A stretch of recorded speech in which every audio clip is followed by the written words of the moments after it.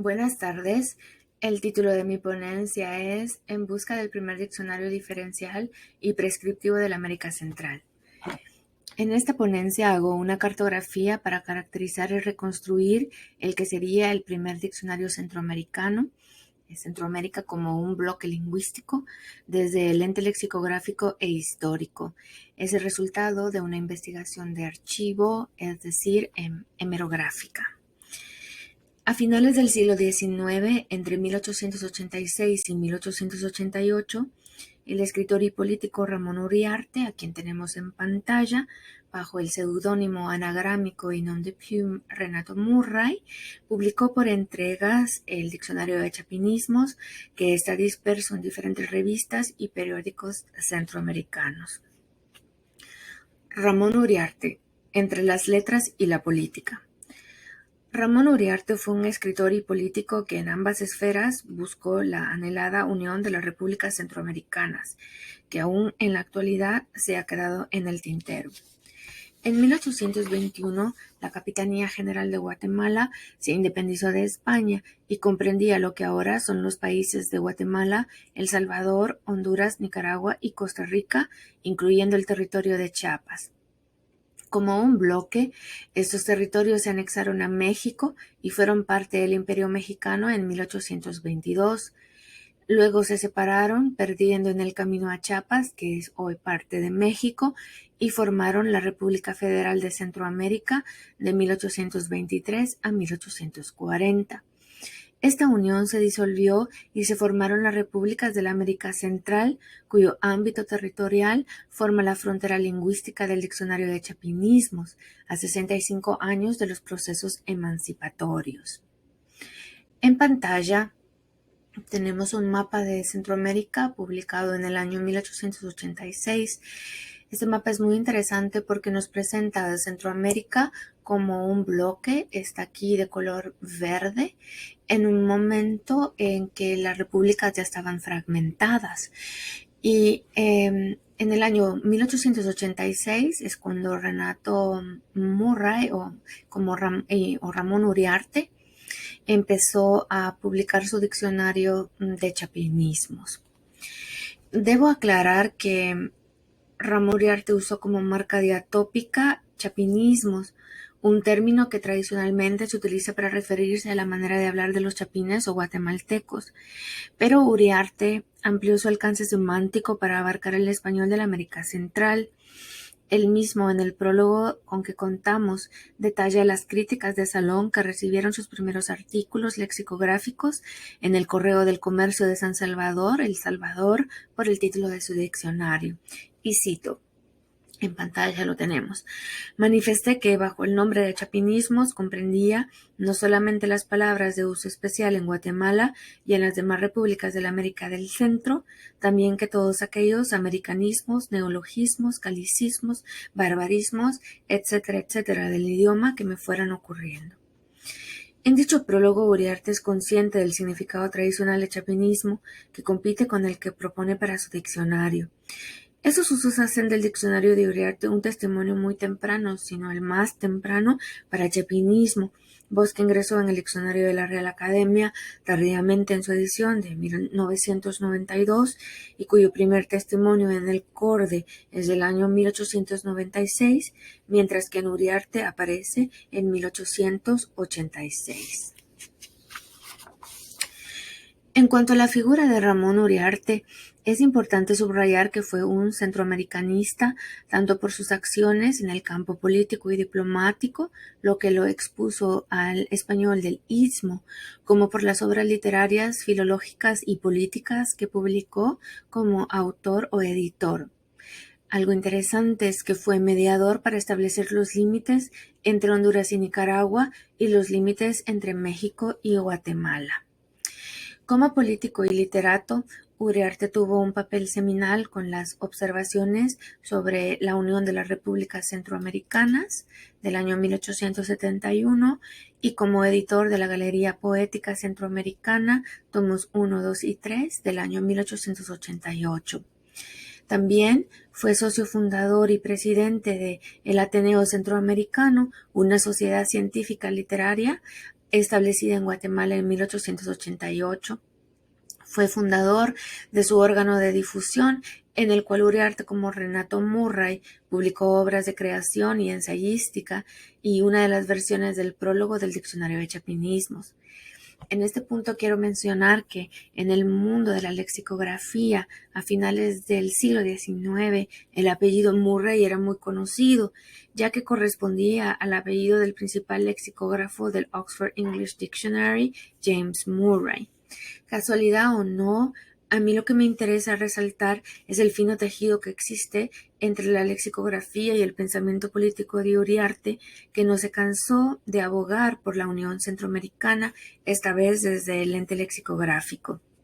Además, según Uriarte, él estaba familiarizado con los diccionarios y obras filológicas de Juan de Arona, Zorobabel Rodríguez y Rufino José Cuervo. En busca de pistas para armar el rompecabezas del Diccionario de Chapinismos.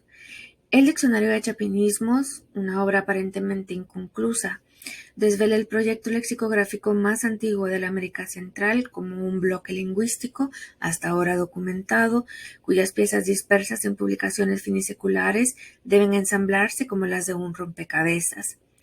Aunado a esto, Uriarte admite el accidentado proceso de confección del diccionario por no contar con un domicilio fijo por sus actividades diplomáticas, lo que resultó en que sus manuscritos quedaran diseminados en México, Guatemala y El Salvador. Para esta ponencia he localizado 46 artículos lexicográficos publicados a granel en el Diario de Centroamérica del 5 de noviembre al 23 de diciembre de 1886. La versión del prólogo con que cuento es la del Ateneo Centroamericano del año 1888 y no me fue posible consultar el correo del comercio de El Salvador, que según el propio Uriarte fue allí donde empezó a publicar su diccionario. Esto por no estar disponible en los archivos hemerográficos nacionales de ese país. Y es que el Diario de Centroamérica iba publicando el diccionario conforme aparecía en el correo de comercio. Por ejemplo, en diciembre de 1886, acá tenemos una nota en pantalla en donde el Diario de Centroamérica le solicita a Murray continuar publicando su diccionario de chapinismos. Entonces les leo: en el último número del Correo del Comercio no traía nada de lo escrito al vuelo por nuestro amigo R. Murray acerca de chapinismos. Suplicamos al colega continúe publicándolo para dar a conocer a nuestros lectores por completo obra tan importante y que sin duda alguna colocará a don Renato a mayor altura en las letras. El carácter fragmentado de este proyecto se confirma porque en el Diario de Centroamérica de 1888 se anuncia la próxima venta del diccionario en forma de separata.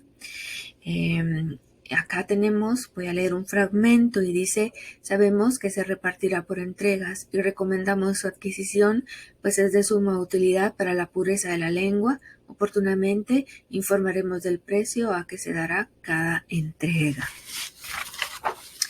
Igualmente lo hace en 1889 el periódico Star and Herald de Panamá, que anuncia una futura edición compilatoria de diferentes trabajos de Uriarte, esta vez en formato de libro, e incluiría el Diccionario de Chapinismos, la obra poética Hojas de un álbum, así como una obra jurídica. Entonces, puede afirmarse la compleja cartografía de este proyecto y su circulación y presencia en medios dentro del rango temporal de 1886 a 1889.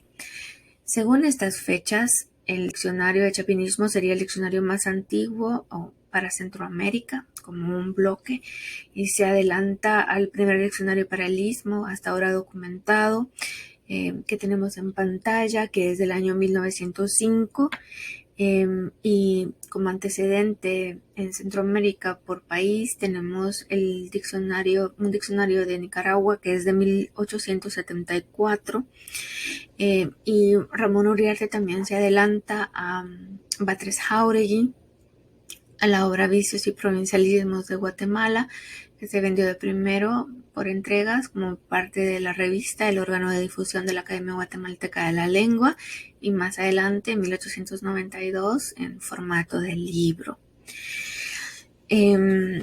Sí, algo importante, algo interesante que encontré un testimonio de 1905 que afirma que Batres Jáuregui se apropió de la idea de Uriarte para su diccionario, y cito: parece que el señor Batres Jáuregui se aprovechó de la idea de Ramón Uriarte sobre la obra que comenzó a escribir con el título Chapinismos. Fin de la cita. Características lexicográficas del Diccionario de Chapinismos del Diario de Centroamérica. Como he mencionado, por el momento he ubicado 46 artículos lexicográficos.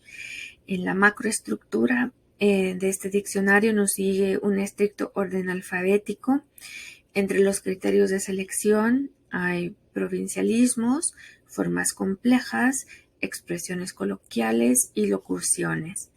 Y la microestructura, es decir, en nuestra lectura horizontal, la estructura de cada artículo en su mayoría está compuesta por la voz de entrada o lema, a veces una definición que generalmente es enciclopédica, con comentarios del autor, seguida por lo general de un ejemplo de uso tomado de alguna autoridad literaria, ya sea centroamericana o española. Algo muy interesante es que la voz del diccionario siempre se hace presente, ya sea con un ropaje normativo, festivo o contestatario. En su ropaje normativo indica cuáles son los usos correctos e incorrectos y censura los galicismos llamándolos gabachos. Por ejemplo, para fuete, dice del fouet de los franceses, han hecho los cubanos un provincialismo y dicen fuete en vez de látigo, azote o zurriago. ¿Qué necesidad tenemos nosotros de esa palabra afrancesada? Suprímase, que no hace falta. Con su ropaje normativo podemos aquí ver unos ejemplos donde Uriarte subraya algunos fenómenos lingüísticos. Por ejemplo, albricias, y dice, con perdón de ustedes, son albricias, o ajonjolín. Sobre la N lo correcto es ajonjolí. Y su ropaje a la vez festivo y normativo lo tenemos en la locución adverbial en pantalla, que es al oído. Voy a citar un fragmento y dice: es una frase que expresa en música la capacidad y facilidad de apreciar las menores diferencias de entonación y del compás. De aquí que se diga de los que cantan o tocan algún instrumento sin tener conocimiento de la solfa, que cantan y tocan al oído. Pero Uriarte más adelante agrega que, y cito: entre nosotros no es solo la música la que se aprende y se sabe al oído, sino otras muchas artes y ciencias, por donde tenemos relojeros que componen relojes, cirujanos que cortan piernas y brazos, arquitectos que edifican malas casas, todo al oído. Otro caso de voz normativa lo tenemos en el siguiente artículo de desconchavar y desconchavado. Él dice que es corrupción del verbo y participio desconchar y desconchado. Esta palabra la recoge la obra Hondureñismos de 1897 de Rafael Membreño, y la Real Academia la incluye en su diccionario en 1992 con la marca diatópica de América Central, Chile, Cuba y México, adelantándose así Uriarte a estas fechas. El Diccionario de Chapinismos, un llamado para la inclusión y visibilidad del español centroamericano. Desde la óptica histórica lexicográfica, el Diccionario de Chapinismos se ubica dentro de la lexicografía diferencial que tuvo auge en el siglo XIX, tanto en América como en España, por medio de la publicación de diccionarios regionales o de provincialismos como integrales de la variación diatópica de una lengua, que tuvieron como punto de contraste el Diccionario de la Real Academia Española. Esos diccionarios recogieron voces que no estaban incluidas dentro del diccionario académico, dando a conocer las diferentes variedades del español que laten dentro del idioma como una lengua histórica. El diccionario de chapinismos buscaba ensanchar el camino hacia una norma pluricéntrica. Tenía como brújula el diccionario de la Real Academia para señalar la norma. En ocasiones Uriarte cuestiona esta norma al dar por correctos usos y voces que la Academia no prescribía o no recogía en sus obras. Uriarte solicita en diferentes ocasiones la inclusión del español centroamericano más allá del español mexicano. Y cito: de México nada decimos. La antigua Nueva España es la nación más favorecida por la Real Academia de la Lengua. De allí, solamente de allí, es donde la limpia, fija y esplendorosa asociación suele tomar los americanismos que, previa la carta de naturaleza respectiva, hace pasar al español. Lo demás parece importarle poco. Fin de la cita. Un ejemplo de esa visibilidad y de la solicitud de inclusión léxica lo tenemos con el artículo de jocote. Voy a leer un fragmento y dice: designamos con este nombre la ciruela indígena de nuestro país, de que existen infinitas variedades y no sabemos por qué la Academia no ha dado carta de naturaleza a la palabra entre los provincialismos de América. Pero la Academia hizo caso omiso a esta solicitud léxica de un indigenismo proveniente del náhuatl. Tardó más de 100 años para recoger la voz jocote. Lo hizo no antes de la edición de 1992, a pesar de que la palabra tenía una gran vitalidad en el suelo mexicano y centroamericano, cuyo uso se documenta desde 1629 en la obra de Fray Antonio Vázquez de Espinosa, Compendio y Descripción de las Indias Occidentales. En relación con Fustán, aquí en pantalla, Uriarte solicita a la Academia la ampliación de la marca diatópica para que la palabra sea reconocida como americanismo y no solo como peruanismo. Y cito un fragmento: no solo en el Perú, que se llama así a las enaguas blancas de las mujeres, como afirma el diccionario. En Centroamérica y otras partes sucede otro tanto, por lo que más que peruano, este provincialismo debe llamarse americano. En el Diccionario de la Lengua Española, en su actualización de 2021, no se incluye la marca de Guatemala ni de Costa Rica, pero sí de Bolivia, Chile, Ecuador, El Salvador, Honduras, Nicaragua y Perú. Sin embargo, en el Diccionario de Americanismos de la Asociación de Academias de la Lengua, se agrega México, Guatemala, Venezuela, por lo que Uriarte detectó un amplio uso geográfico de este vocablo desde muy temprano. Entre otros, también pide reconocimiento para la palabra aulado, que tenemos aquí en pantalla. Y esta es una palabra que es propia de la región centroamericana y mexicana. Ingresó al diccionario en 1914 con marca de América. El texto de Uriarte, por tanto, es un testimonio muy temprano de dicho vocablo. Por otra parte, Uriarte trata de reivindicar al español y la intelectualidad centroamericana. Considera que la variedad hablada en el Istmo es tan válida como la de las naciones más avanzadas de América. Critica el hecho de que lo propio, tanto en el lenguaje como en el campo de las ideas, sea minusvalorado por los propios centroamericanos. Para ello escribe, y cito: aquí se habla también el español, sino puro y correcto, mucho menos adulterado que en las otras repúblicas de América que presumen de estar más adelantadas que nosotros. Lo anterior se puede ejemplificar con el artículo de Sopapo, y les voy a leer un fragmento. Y dice: el prurito de desconfiar de todo lo que de nosotros procede nos lleva a desechar palabras enteramente castizas, viendo en ellas cuando menos algún chapinismo inocente. En los diccionarios consultados de la época, la Academia no prohibía el uso de sopapo, pero lo que vale resaltar de la anterior cita es el llamado a valorar el español como lengua nacional, como una lengua centroamericana. Uriarte también apela a la conciencia lingüística sobre el origen del español centroamericano al establecer diferencias y filiaciones, por ejemplo, con la palabra frecho, que que tenemos también en pantalla, y dice: a imitación de los andaluces y extremeños, designamos con este nombre al salvado.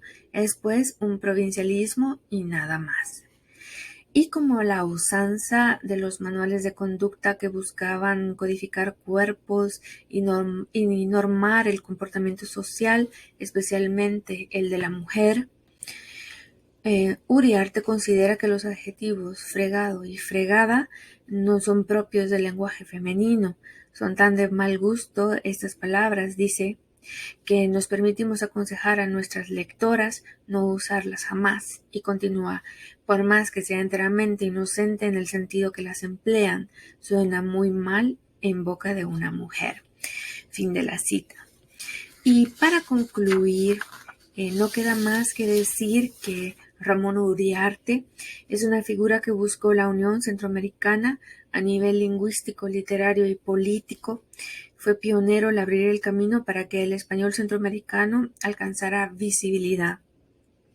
Su proyecto incluye centroamericanismos e indigenismos. En algunos casos son testimonios muy tempranos, sino los más tempranos. Su diccionario, si bien disperso y posiblemente inconcluso, lleva el germen del idioma español como parte integral de la identidad de la región, pero que marginaba a los pueblos indígenas, con el consecuente impacto y violencia identitaria y cultural, en un momento en que las repúblicas centroamericanas ya estaban fragmentadas, se encontraban en pleno proceso de construcción y anhelaban insertarse a la modernidad. Ahora somos conscientes de que cada país del Istmo tiene su propia variedad lingüística, pero Uriarte sabía que la identidad centroamericana está cimentada en gran parte por el idioma que todos compartimos.